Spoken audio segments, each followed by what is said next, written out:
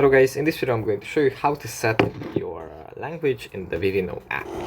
First you have to open up the app, and here it opens up in the home menu. From here we just go into the profile menu, then we tap on settings, and then below the country we find select language, and here we have a list of languages from which we can select.